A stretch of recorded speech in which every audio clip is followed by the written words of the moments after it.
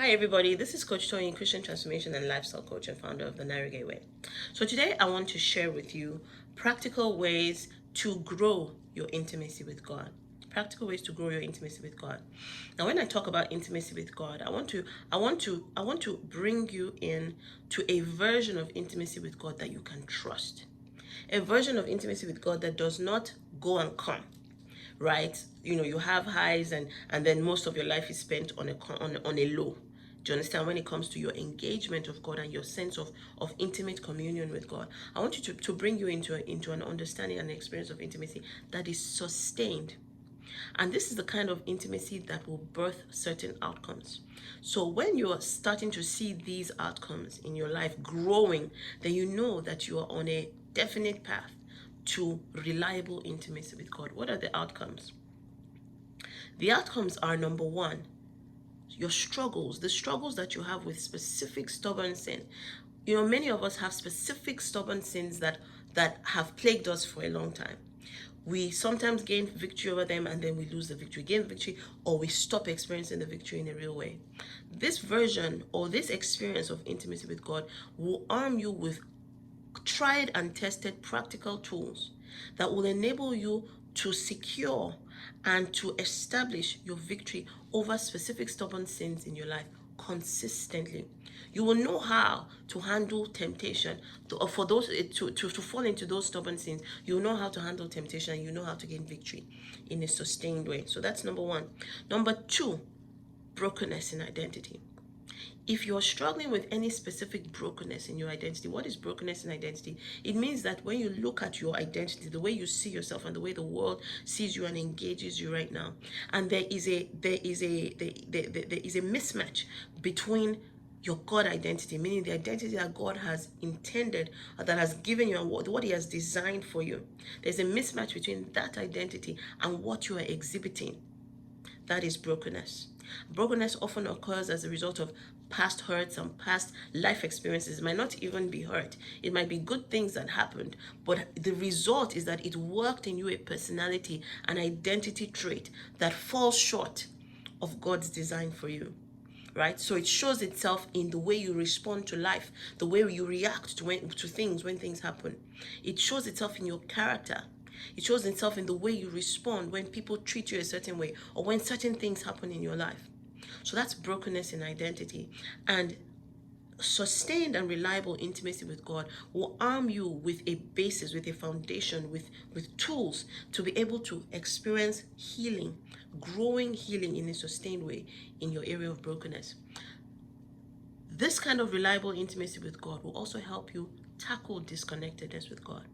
This is something that a lot of Christians struggle with. A lot of Christians struggle with an inability to sustain an interest in God and in things of God, and an inability to experience a sustained connection with God.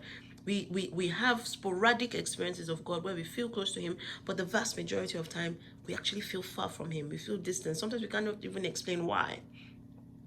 We feel like we cannot touch Him, we cannot feel Him. He's not tangible enough. Other experiences in our lives are tangible, but our experience of God.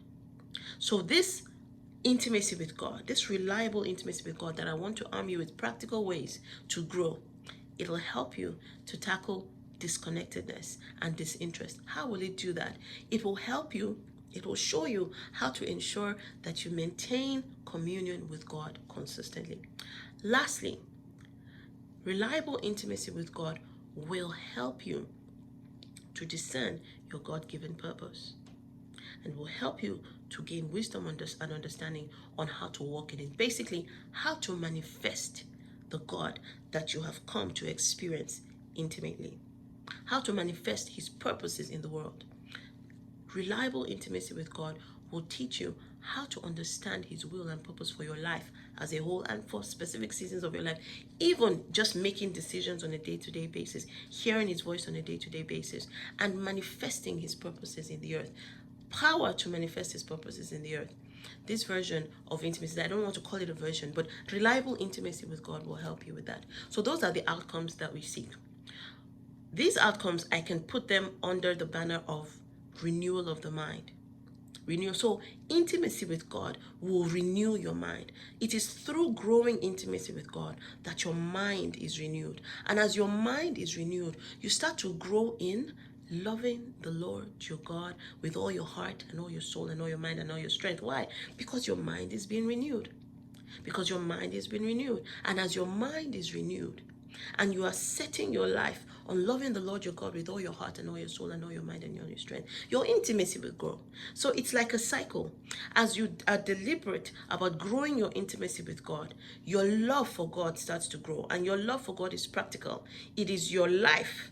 It is you loving the Lord your God with all your heart, all your soul, all your mind, and all your strength. So it's your life. It's the practical outworking of your life, indicating that you love the Lord your God through your decisions, through your thought patterns, through your fixations, through the way in which you use your time and your resources. It is indicating that you love the Lord your God. And what is the outcome?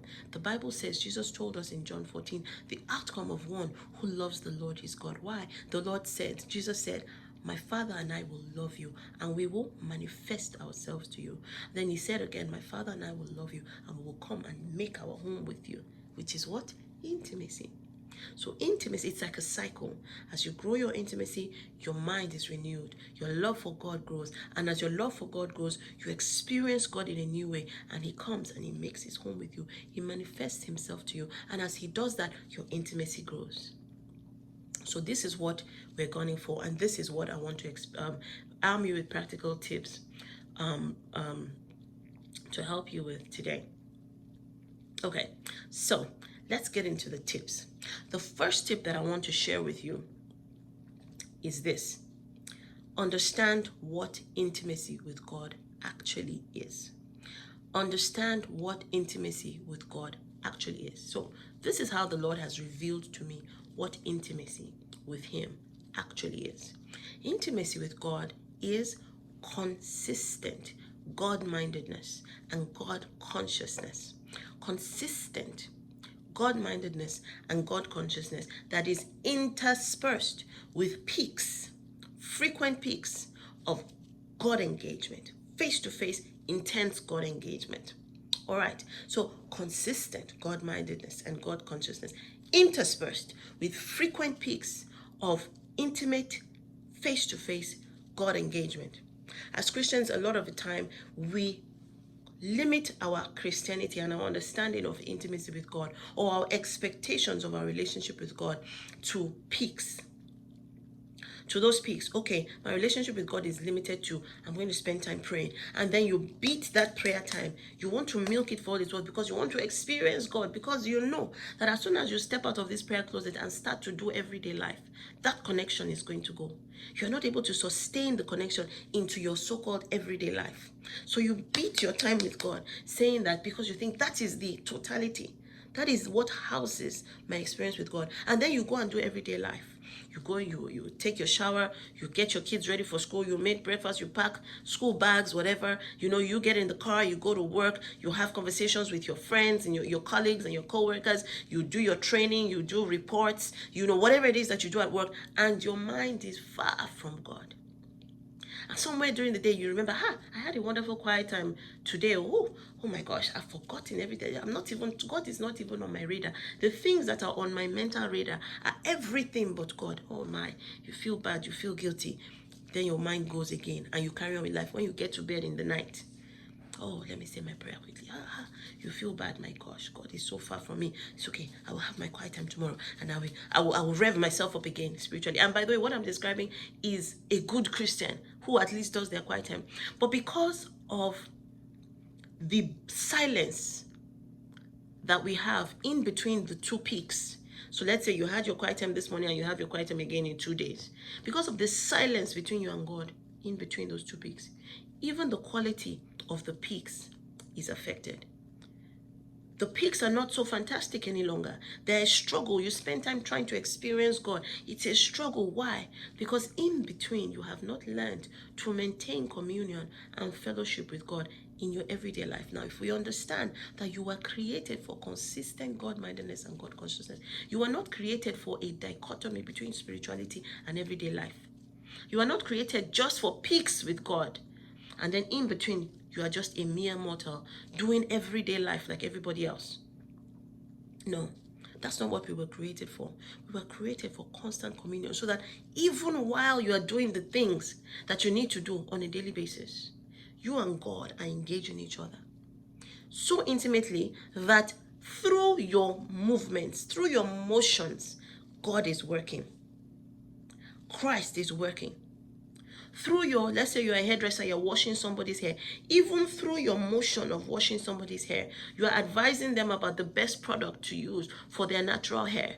You are showing them that, look, okay, I'm doing this hair now, but I'm showing you that, if you twist your hair in a certain way and then put a cap on it, silk bonnet, whatever, this is what is going to happen. Through that, you are actually being spiritual. Why? Because your intimacy with God is consistent. And so therefore, he is able to manifest himself, his purposes, his agenda, even through you doing everyday life, and you are conscious of it. That is what we were created for. When God created Adam and Eve, he gave them work to do. He didn't just say, stay with me and just, be gazing into my eyes and we'll be doing kumbaya, my Lord, kumbaya. No, he put them to work. He said, go and name the animals. Whatever you name them is what it will be. What does that mean? Whatever you name them is what it will be. What does that mean? It means that Adam was able to have insight into the mind of God for the names of the animals. So as Adam was busy working, he had a God engagement that was going on. And it is through that God engagement that he was able to do the work that God had put in his hand to do.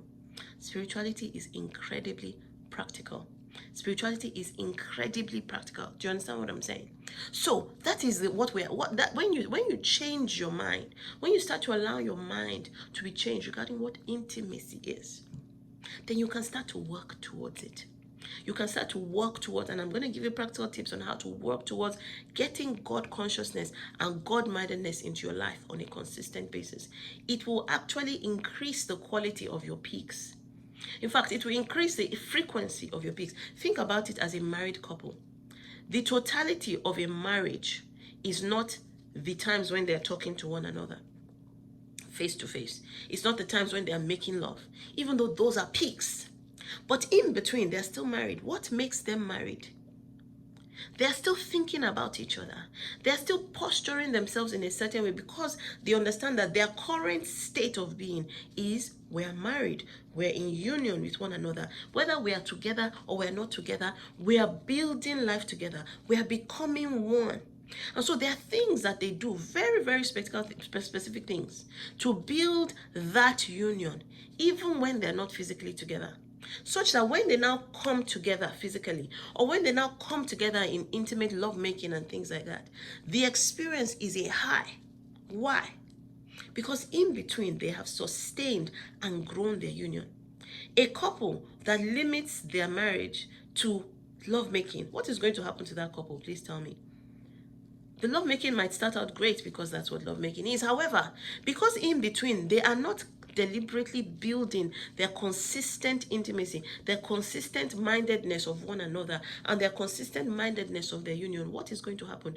Even their lovemaking will start to become infrequent. It will start to feel like being with a stranger. It will start to feel as if I'm being used. Why is it all you want from me is the peaks? All you want from me is the peaks. But what happens in between? In between, you don't call me, you don't talk to me, you don't think about me, you don't, look at your calendar and make sure, oh, let me send my hubby a text. Let me, send him a message and say, oh, can you imagine what the children did just now? Then something has happened in your place of work. Oh, I'm going to tell him about it when I get home. Oh my gosh, that's so funny. Or you see a billboard. Oh my gosh, I just saw something that reminds me of him. Oh, that guy is wearing the shirt like me. Do you get what I'm saying? Why do we wear rings? For those of us that do, when we get married. Why do we move in with one another? Why do we reset our lives? Some of us change jobs. Why do we change jobs when we get married? Right? Why do we put on weight, some of us, when we get married? It's all about the fact that you are now in union with somebody and you are growing that union. So aside from the things that are peaks, you understand, in that relationship, you are arranging your life. You are responding to the reality of the union. Some of us, we change our diets completely. Some of us, like me, I used to eat very cleanly or much cleaner anyway. But you marry, You change your diet. Now you start to make things that you didn't make before. You start to cook food that you didn't cook before. Why? Because your spouse likes it. You start to do your hair in a certain way because your spouse likes it. I remember my husband really liked weaves. In our early years, he really liked weaves. So I started doing weaves. I never did weaves before. I started doing weaves because he liked it. I started doing my nails. I started wearing makeup because he liked it. So in between the peaks, there are practical things that you do to build the union. As a child of God, you know practically, as in a marriage, you need to start to pray together. You need to plan together. You need to play together. You start to do things deliberately. When you are planning a holiday, you will not plan it separately because you are in union. Guess what? You will plan to have your holidays together. If you have your offices are in the same area, in town, or in downtown or whatever, you decide to, okay, let us have lunch together. Do you understand? You start to do things in between the peaks to make the peaks more of a high, but to sustain and to grow that intimacy. So you need to start to see your intimacy with God differently. So number one, it's that mindset change. Okay, so that's number one.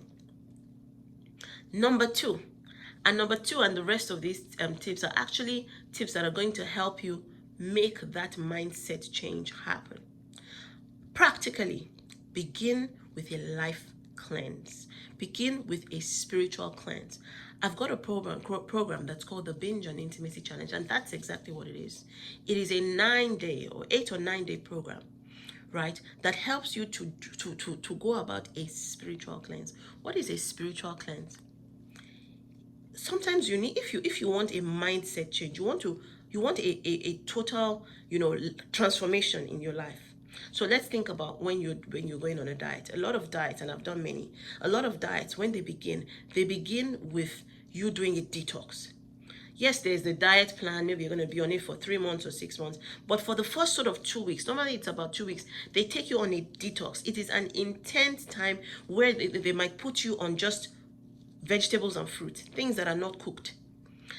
Why? It's in order to drastically and dramatically interject the pattern that your nutrition has taken so far.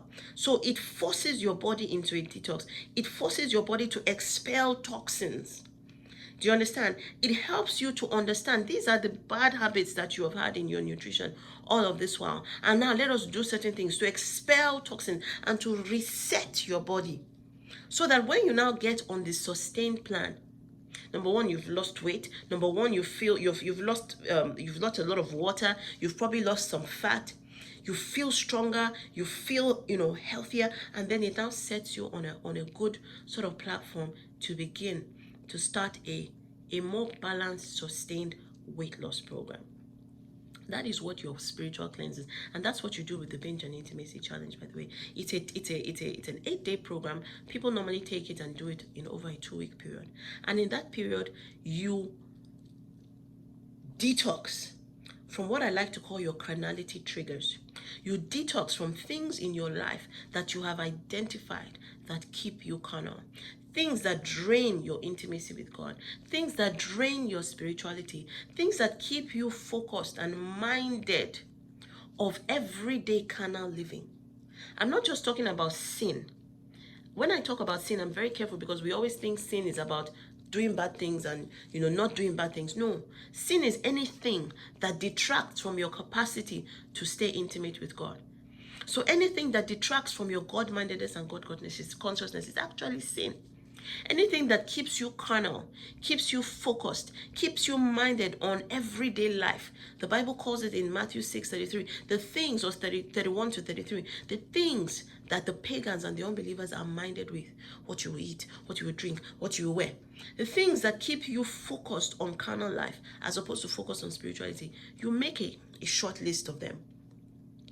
And in that 10 days, in that 8 to 10 days to 2 weeks, you focus on detoxing from them. Practically, what are the things? Is it the things that you watch? Is it the music that you listen to? Is it the friendships, some conversations, some specific places that you go to that breed in you carnality? Is it some relationships? Is it who you follow on social media? Is it your packed email box? There's some people, my husband always tells me, I'm stressed. My email box, my inbox, I've got 100 and something emails. Some of us are subscribed to things that you open your emails, you're just getting spam. It's because you are subscribed to so many things and you have not unsubscribed.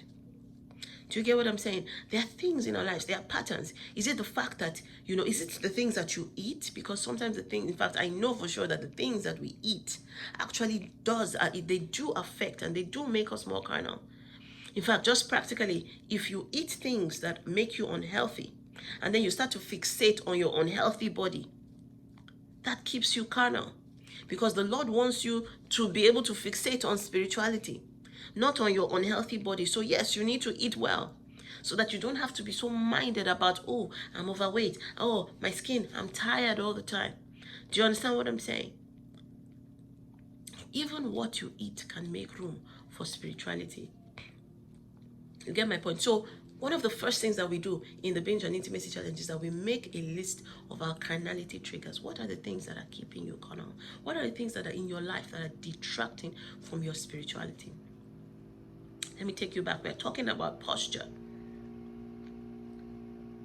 We're talking about being postured to experience God, to experience intimacy in a real way. So what are the things that keep you carnal? Identify your carnality triggers. Second thing we do on the binge and intimacy challenge, and it's good for you to do it within the context of a program because there's structure to it. If you do this, and these are the testimonials that I get out of the binge and intimacy challenge, if you do this in a structured way, you will come out of that 8 days to 2 weeks. You will come out of it strong and able to now get on a more sustained spiritual plan to grow that intimacy that you've been triggered into. Second thing that you do is that you identify your spirituality enhancers. The things in your life that help you along when it comes to God-mindedness and God consciousness. It's very practical.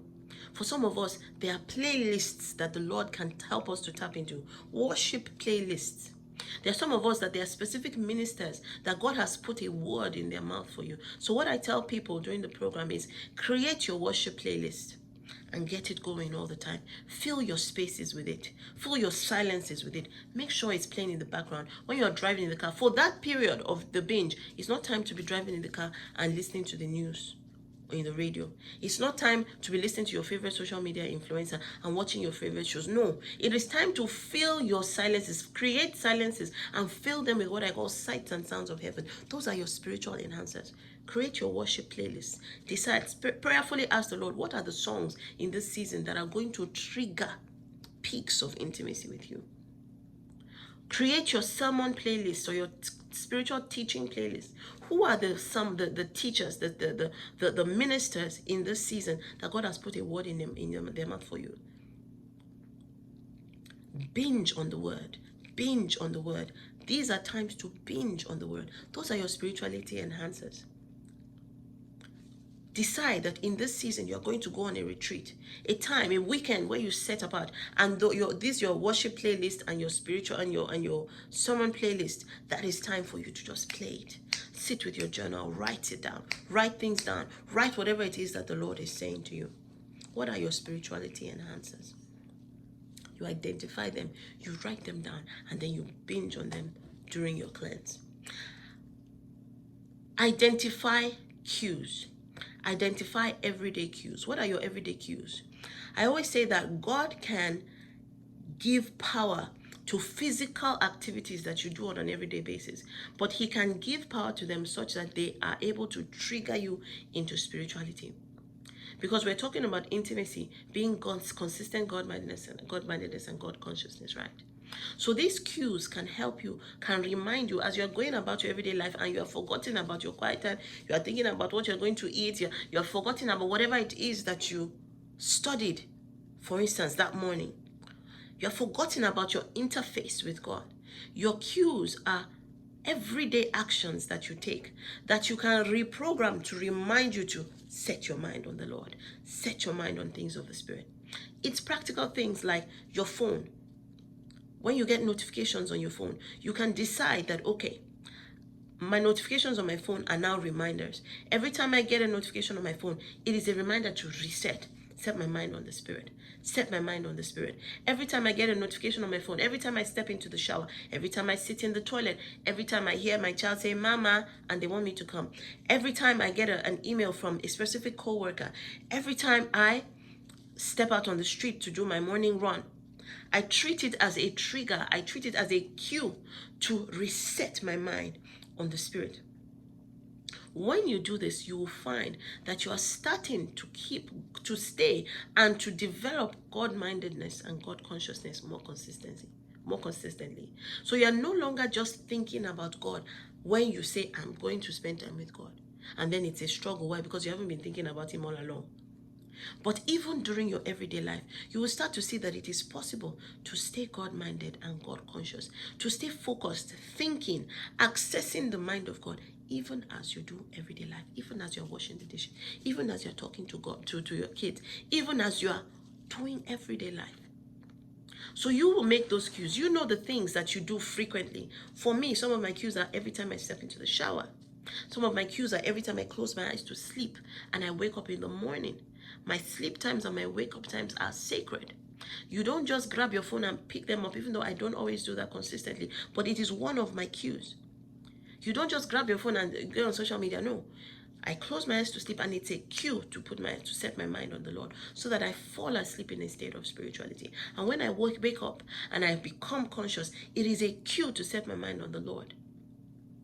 When I get into the shower, when I sit on the toilet, when I get a notification, when I stand behind the sink to wash dishes, when I bath my kids, it is a cue to get spiritual, if I can call it that, to get spiritual. Then you'll find that you are growing a habit of keeping your mind. You are weaving God-mindedness and God-consciousness into everyday life. And if you sustain these practical tools, what you will find is that you are able to keep God on your mind constantly. And the outcome of that is growing intimacy. And at the beginning, remember, I already shared with you what growing intimacy works out in your life, what it births in your life. It births victory over sin. It births victory over brokenness. It births victory over disconnectedness. And it births capacity to discern your God-given purpose and to manifest it. During your cleanse, you need to work out a very practical framework that you're going to operate on after your cleanse. So for instance, if you take the binge on intimacy challenge, what you will find is that in that 8 days to 2 weeks, you have a structure that you're following that is helping you with this intimacy journey. However, when you finish the program, what are you going to do next? What are you going to do next? So during the program, you need to decide on a framework that you're going to follow. That framework, I suggest it should be patterned along these lines. You decide, you make a decision regarding your quiet time plan. What are you going to do regarding having sustained, consistent quiet times? How much time are you going to allocate every day to time with the Lord? I always say, try to, at the very least, spend a 10th of your day in face-to-face time with God. Even better still, a 7th of your day. So the 10th comes from the tithing idea, tithing your 24 hours. Or a 7th comes from the idea of a Sabbath, where a 7th of your time, a 7th of your waking hours, you are given to face-to-face time with God. So plan it, decide on it, and get an accountability partner. What I do with people that work with me is that I put them in quiet time groups so that every single day they have agreed on a specific time that they're going to come on Zoom and they're going to sit with God. And it's one-on-one time. It's not time that they're spending chatting with one another or having Bible study together. They're having one-on-one time with God, but they have the accountability because there's somebody that's going to be looking to see, did you show up today? Did you show up today? It works for a lot of people. It's sometimes tough at the beginning, but it works for a lot of people. So create a framework that you will follow after your cleanse. Right? We're working on growing intimacy with God. Create a framework that you will follow after your cleanse. Number 1, your quiet time. Number 2, your prayer life. Create a practical plan for your prayer life. One of the best ways to do that is 1, create a prayer plan, a monthly prayer plan. And say on Mondays, for a month, change your prayer plan every month. So for a month, I'm going to focus on A, B, and C on Mondays, D, E, and F on Tuesdays. On Wednesdays, I'm going to do G, H, and I. Do you understand what I'm saying? So that in your prayer times, you're not confused. What am I to pray about? Of course, the Holy Spirit will take over in your prayer times. But you must pray in the Spirit. Right? But when you have something on your mind already, that on Mondays, this is what I pray about. I pray about my work. I pray about my husband's relationship with God. I pray about my children's schooling. These are things that keep you God-minded and God-conscious on a consistent basis. You are making your life, you are resetting your life. Do you get what I'm saying? These are practical things that you can do. Have a prayer calendar. And you change it every month. If it works better for you, you can change it every second week. But make sure you change it so that it doesn't get stale and so that it doesn't become the norm. Prayer groups. Practical. Prayer groups. Join prayer groups. There are many, especially in these COVID times, there are many groups that meet online to pray. So, if you feel I'm too busy, well, guess what? Nowadays, you don't have to go to church in order to pray in the middle of the week. Decide that at least once a week, better still, more frequently, at least once a week, you're going to log on to a prayer group online and you're going to pray along. Allocate that time to prayer so that you're not focused on anything else, even if it's just 1 hour. And pray along with your prayer group. But even if it is not possible, then keep the prayers on while you are busy doing whatever it is that you're doing. But make a commitment, make that time sacred to prayer. If you're not able to meet the prayer times, there are prayer groups that record their prayer times, so that if you didn't meet the prayer time, you can do the prayers at a time that's more convenient for you. The point is, make sure you are joining corporate prayers at least once a week. That is part of the framework and the flow that is going to sustain and grow your God-mindedness and your God consciousness. Regarding your prayer life, I'll also give you this tip. As often as it comes to your mind to pray.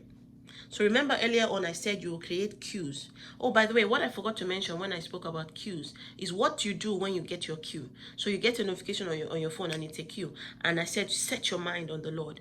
That is a time for you to tap into your spirituality enhancers. Remember I spoke to you about your spirituality enhancers. So you set your mind on the Lord. You set your thoughts on the Lord. It is also a good time to put on your worship music and let your worship music play on, even as you carry on with everyday life, with whatever it is that you're doing.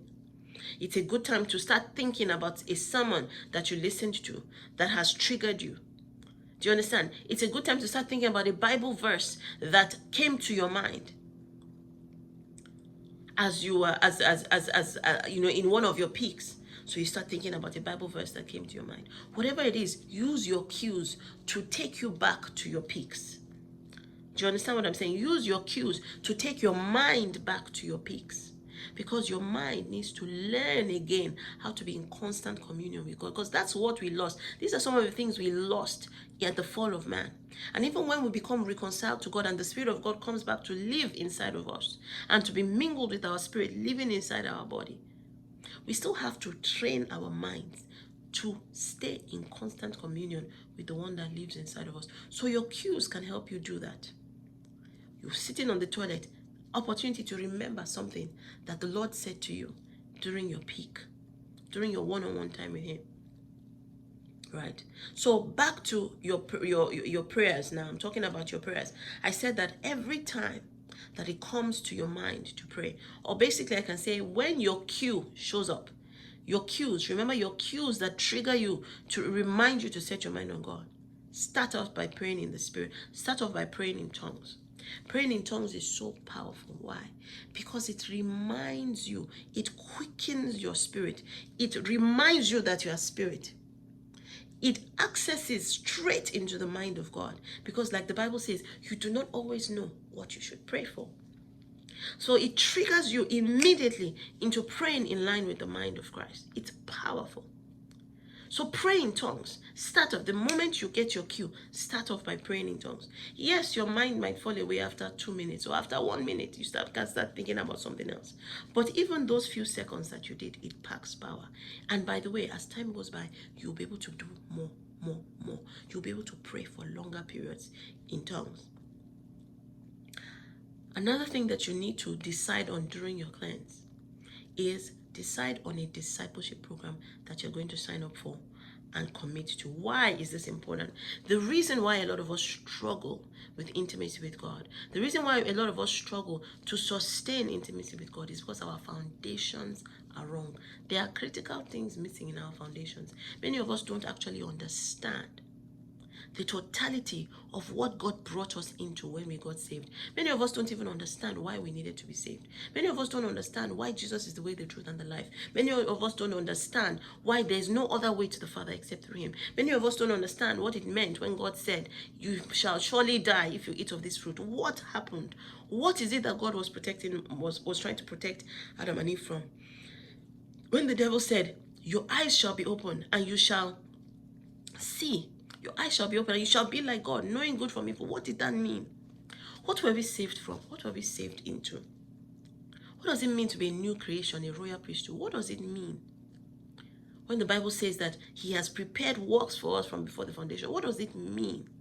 A lot of us don't really understand a lot of the key foundational things that Christianity is made up of. And as a result of that, we are not able to experience intimacy with God in a real way. And so there is a majority of what it is to be a Christian that many of us are not able to step into. Why? Because our foundations are wrong. And the Bible says, if the foundations are removed, what can the righteous do? We become undone. We become inefficient. We become impotent. We are telling the world that Jesus has something to offer you. Jesus is the way, the truth, and the life. No one comes to me like, okay, what does that mean? And we don't know. We don't really, hey, He's the way, He's the Son of God. What is the Son of, what does that mean? And we're not able to translate these things to reality for the world. And they also don't see victory in our lives. Victory over sin, victory over brokenness. They see us struggling just like they are to experience a feeling from God. They see us struggling to walk in our purpose, to walk in our calling, to make a difference, to make an impact in the world. In fact, they see us trying to be like them. And so as a result, we are not believable. Why?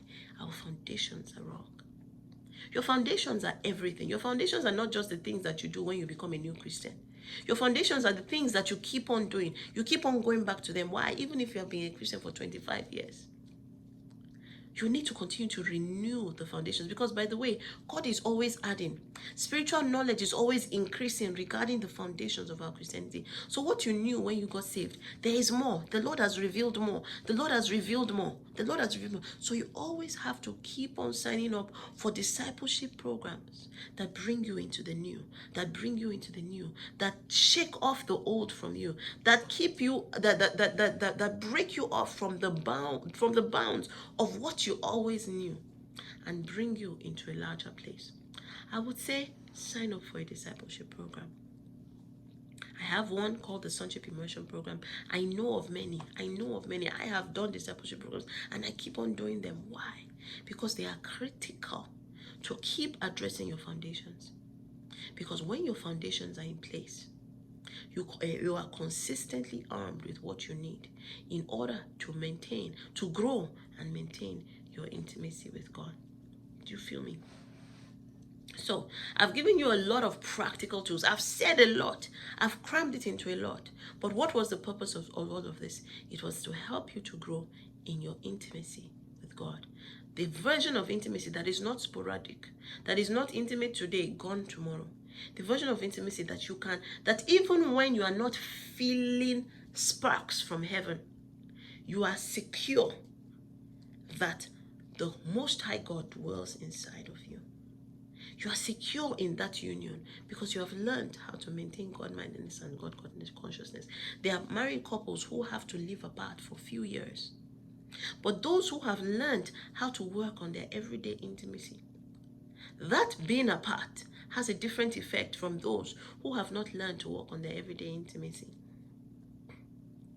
It has a different effect. It has a different effect. And guess what? They also know that I cannot afford to be apart for too long. Why? Because my peaks are important. My one-on-one relationship, my one-on-one interface is important. We must have it frequently. And so those couples make a plan.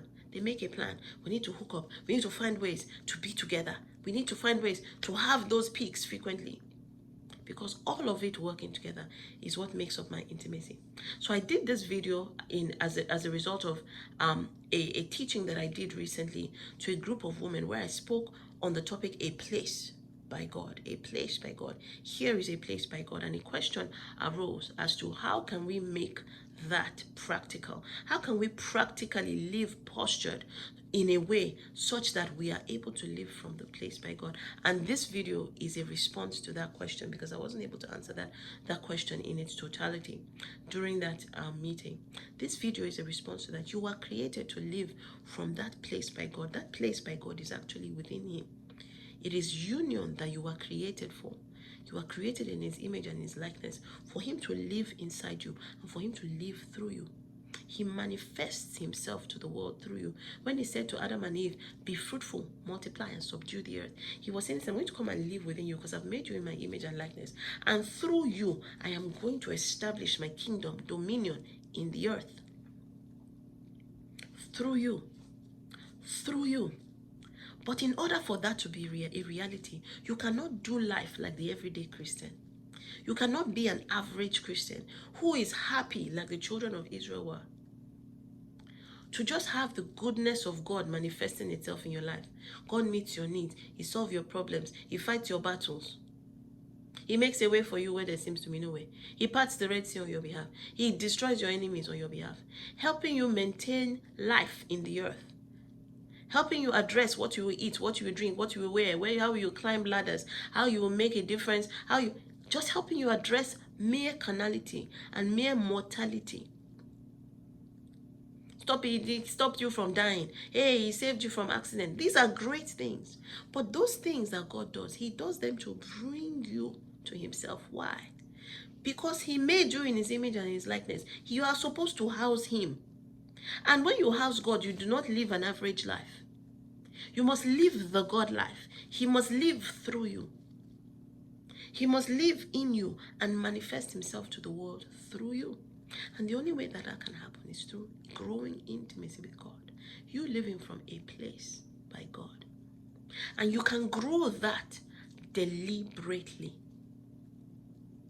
You can grow it deliberately. You can be very deliberate about it. And why do you have to be deliberate about it? It's because your mind needs to be renewed. Your mind, because of the fallen nature that you have been delivered from, your mind needs to be recoached. It needs to be taught how to live from that place by God.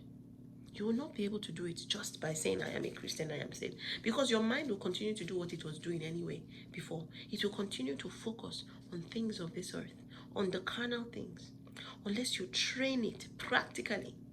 And some of these tips that I've given, there are many, many more. There are many, many. In fact, God will give you tips. He will give you tips. He will give you practical ways to live, to access that place by Him, and to live from there.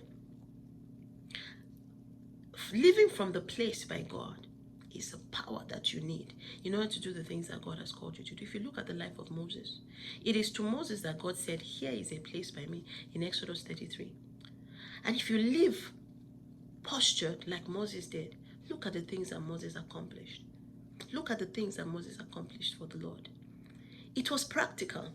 You living in a place by God is practical. It will have practical outcomes within your life. I spoke about victory over sin, victory over brokenness, connectedness from God. And then the last one is an outworking of the manifestation of God. He will manifest Himself to you and then through you. So He will work in you, and the world will see the work that He has done within you, delivering you from a life of sin and brokenness.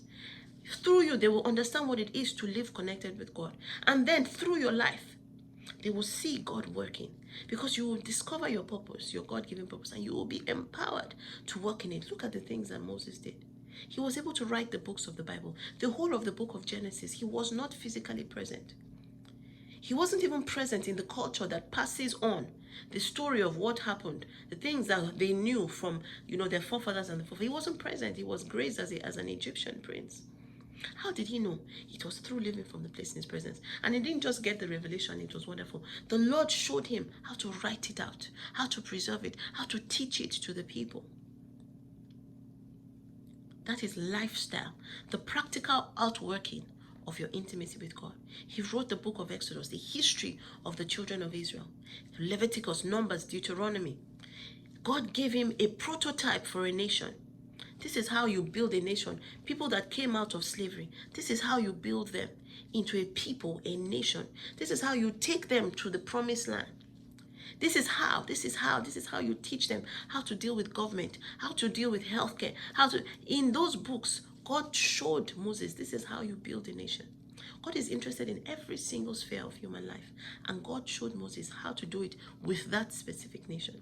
There's some of you that are called to nations, to build nations. Some of you are called to build organizations. Some of you are called to specific sectors. Some of you are called to specific people groups. Some of you are called to specific family, to specific children. The Lord, through your place of intimacy with God, He will show you how. He will give you the prototype. He will show you the people. The Bible talks about God telling Moses how to build the tabernacle that he was going to come and live in. And then he even told him, the tribe of Dan, they are the ones, I have put my spirit in them. I've given them wisdom and understanding. I've gifted them in specific workmanship. How you have given you the prototype. I've given you the building plan. They are the ones that are going to do the actual work. Because I have anointed them by my spirit. So spirituality, intimacy, always has a practical outworking. You want to know the things that God has called you to do. You want the work of your hand to pack power spiritually, so that as you are doing everyday things, everyday life, there is power in it. Why? Because the everyday things you are doing are empowered by the Spirit of God. These tips will help you, because these tips, by the way, are practical tools that God gave me from my intimacy with God. And so they pack power in the realm of the Spirit.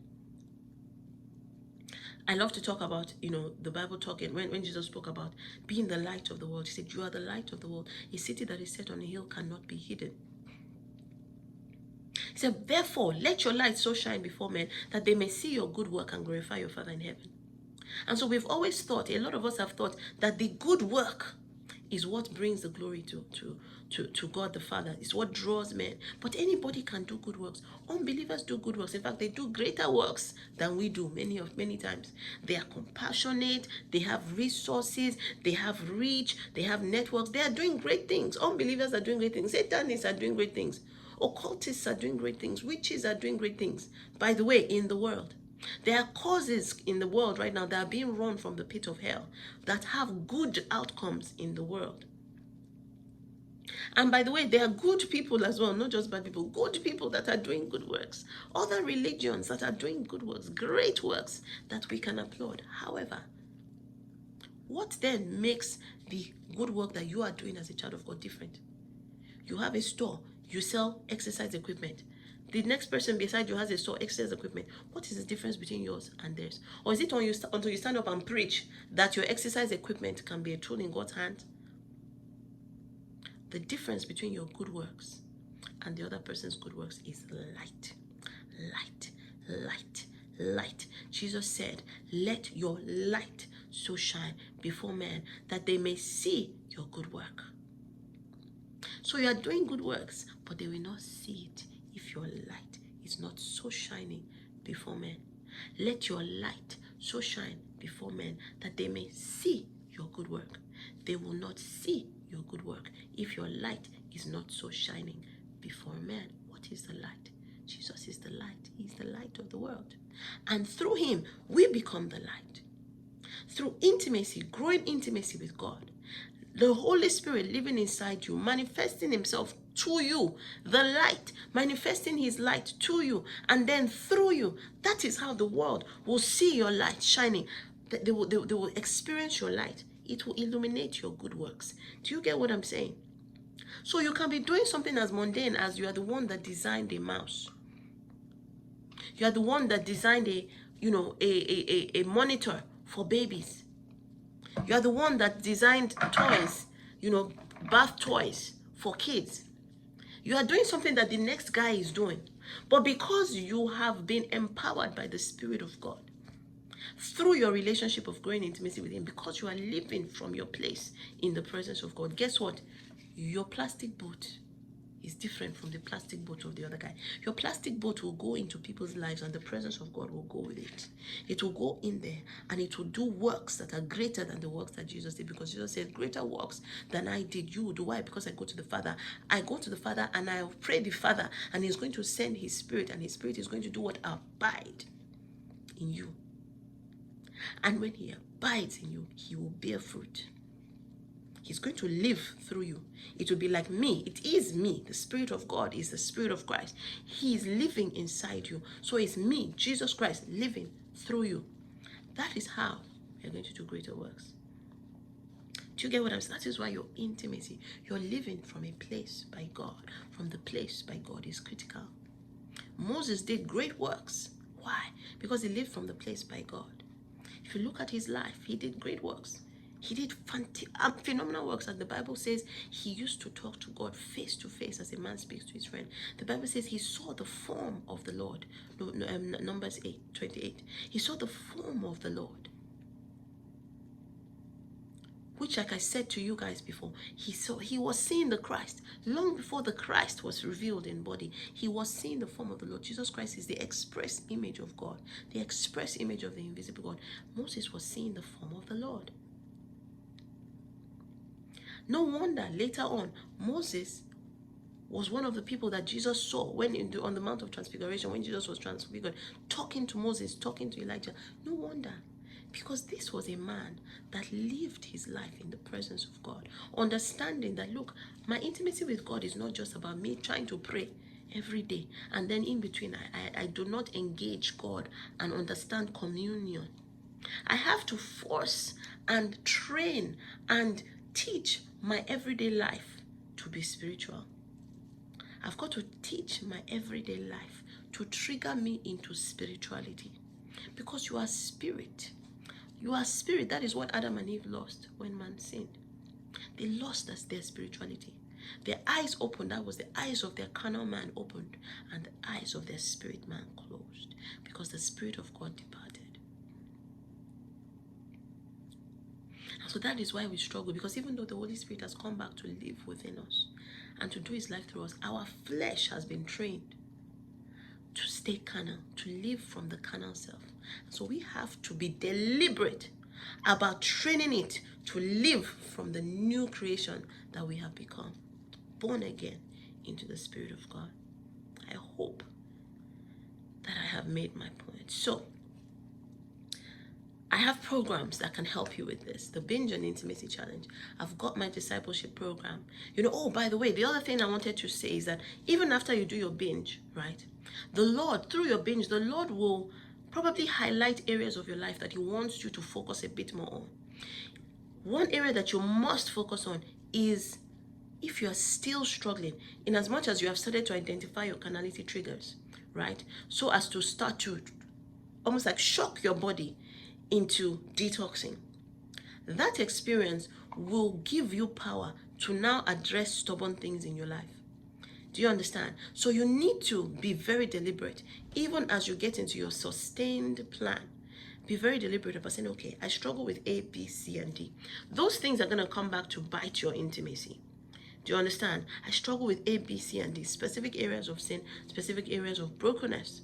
And I'm going to go on a specific plan to address them. I've got a program called the Boomwalk Program, and it is specifically to address areas of sin and brokenness that the Lord identifies to you during your binge or during your cleansing season. Right? You've got to do that. You've got to be deliberate. You've got to be deliberate. I struggle with A, B, and C, and D. Then target it specifically. As you are working on your intimacy, because those things, like I said, will come back to try to bite your intimacy. So as you are working on your intimacy, target these things. Address them very specifically and go on a deliberate and practical journey. And by the way, the Boomwalk program is a practical journey. I give you practical tools to address specific areas of sin and stubborn brokenness and stubborn disconnectedness in your life. And the outcome of all of this is intimacy.